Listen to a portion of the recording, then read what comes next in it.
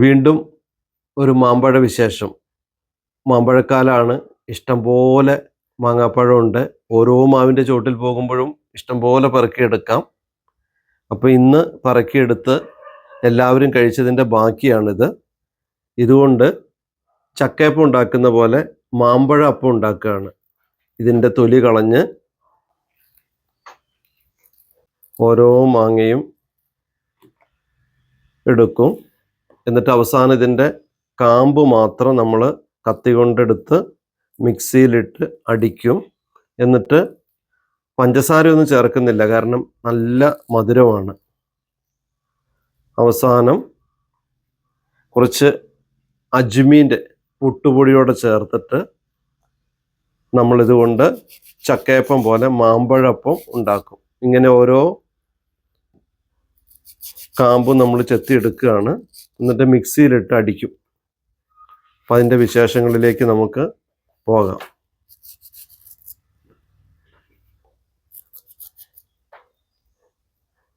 അതാത് സീസൺ ടൈമിൽ കിട്ടുന്ന പഴവർഗ്ഗങ്ങൾ ഏറ്റവും നന്നായിട്ട് ഉപയോഗിക്കുക.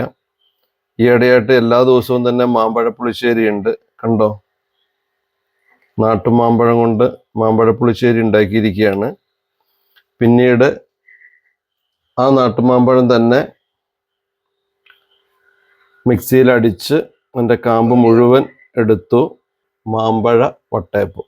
ഇത് വേറെ പഞ്ചസാരയൊന്നും ചേർക്കുന്നില്ല. എന്നിട്ട് ഇതുപോലെ നമുക്ക് വെച്ച് വട്ടയപ്പം പുഴുങ്ങിയെടുക്കാം.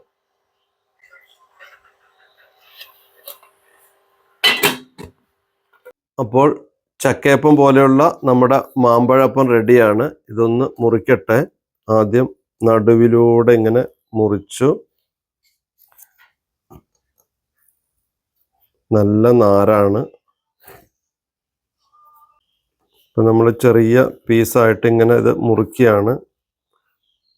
നാര് കൂടുതലുള്ളത് കൊണ്ട് മുറിഞ്ഞു കിട്ടാൻ പ്രയാസമുണ്ട്.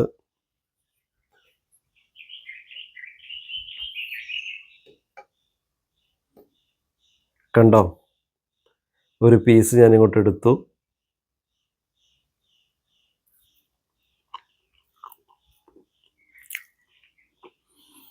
നല്ല നാട്ടുമാങ്ങയുടെ എല്ലാ രുചിയും നാരും. മുറിച്ച പാടിൽ നോക്ക്, നാര് അടിപൊളി.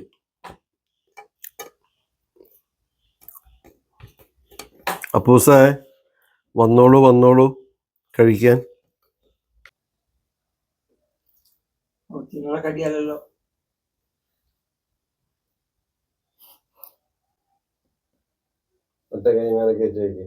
സൂപ്പറാ. അപ്പടി തിന്നില്ലാടാ, ഒരു വർഷം എനിക്കെന്താ.